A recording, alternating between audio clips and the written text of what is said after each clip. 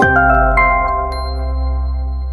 عليكم متابعين مطبخ شيري، اهلا بيكم في فيديو جديد بوصفه جديده.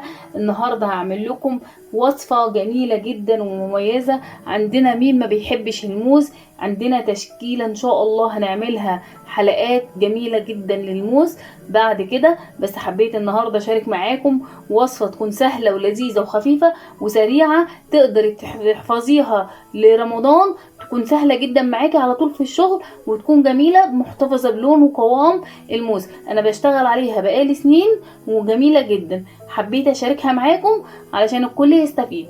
يلا بينا نخش في وصفتنا على طول. النهارده انا جبت لكم كيلو من الموز. خلاص، الكيلو الموز هحط له ليمونتين. طب ليه الليمونتين دول؟ هقول لك ليه. اولا الليمون علشان خاطر الموز بتاعي لونه ما يغيرش. ثانيا علشان خاطر يديلي سائل للموز بتاعي ما فيهوش سائل. ثالثا علشان خاطر يبقى ماده حافظه معايا للموز. خلاص يلا بينا نخش في وصفتنا. انا طبعا عصرت الليمون معايا، عصره معايا ليمون، فانا حبيت بس اوريك انا عامله ليمونتين كبار، فعطوا معايا شويه ليمون حلوين. هنزل بالليمون بتاعي زي ما انتوا شفتوا كده، وهبدا اقطع الموز بتاعي زي ما تقطعيه شرايح زي ما تحبي. هنعمل ايه؟ هننزل بالسكر،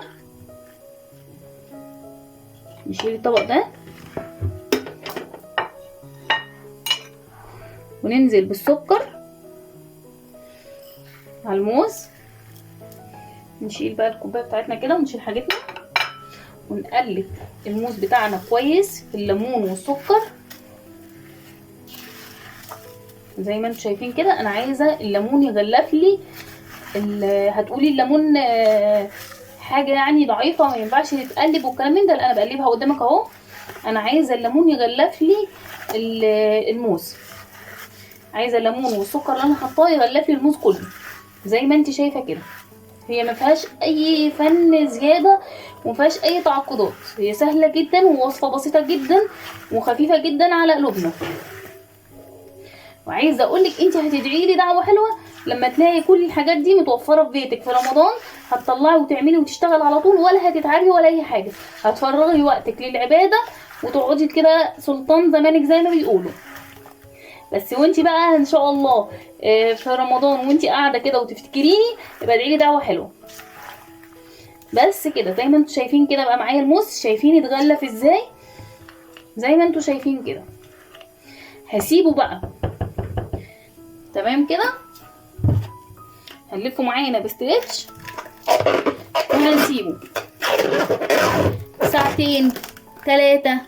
انا عايزه الاول ينزل لي سيوله، يعني يخلي لي سائل كده فيه، ينزل لي السائل اللي فيه كله. خلاص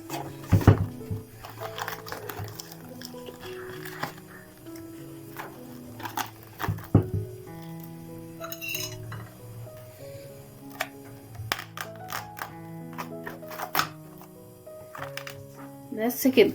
هسيبه بقى على حسب ما بينزل معاكي الكميه اللي انت عاملاها، هتنزل السائل. حتى لو قعدت يوم معاكي مش مشكله خالص، ما تقلقيش، مش هيجراله اي حاجه.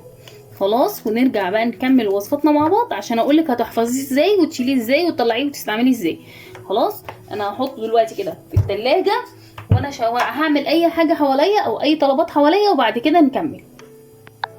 طبعا برضو من ضمن الحاجات انا ممكن كل شويه مثلا زي كده عدى مثلا عليه نص ساعه هفتح كده زي ما انت شايفه من تحت الاسترتش كده، واحاول اجيب الجناب بتاعه السكر. انا عايزه السكر بتاعي كله يدوب، واقلب تاني. شايفه هو كده، هتسيبه شويه مش كتير وخلاص. هو بدأ ينزل لي السائل بتاعه نص ساعه كمان، ما خدش مني وقت كتير يعني، او ربع ساعه يعني. هو ما خدش كتير معايا عشان الكميه قليله، فما خدتش معايا يمكن حتى حاجه بسيطه خالص. وهنا عندي بقى كده خلاص الموز بتاعي. شايفين السائل اللي طلع منه؟ شايفين السائل؟ السكر داب ما كملش معايا حاجه مع الموز. الموز بيديله مزازه جميله جدا، وبيحافظ لي عليه وبيحافظ على لونه وعلى قوامه.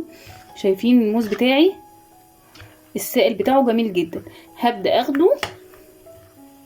عندك هاند بلندر، اعمليه بالهاند بلندر. انا هنزله في الخلاط زي ما انت شايفه كده.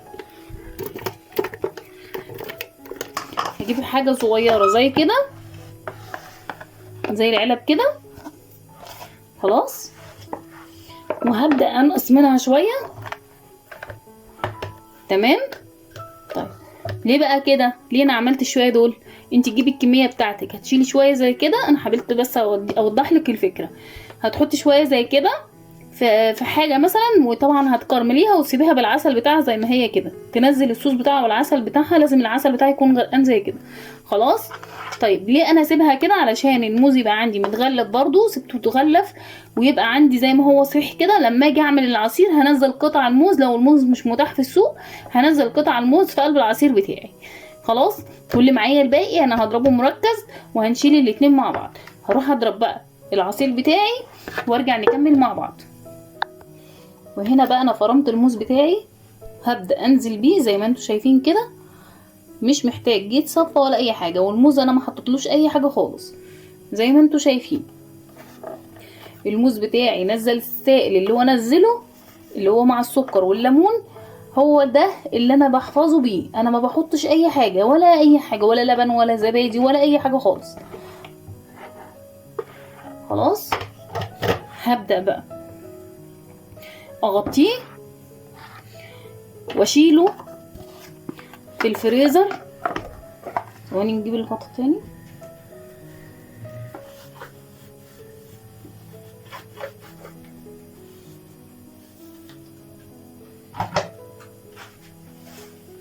يلا بقى قومي اعملي لاولادك وفرزي. انا حبيت النهارده استسهل عليكم الوصفه بسيطه وسهله، ما خدتش معايا ربع ساعه اهي، بسيطه جدا جدا جدا.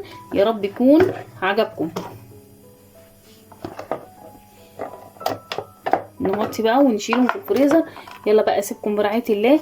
لايك وشير وسبسكرايب وكومنت حلو جميل منك، بدعوه حلوه من قلبك الابيض. وما تنسونيش بدعوه جميله تكون كده حلوه منكم.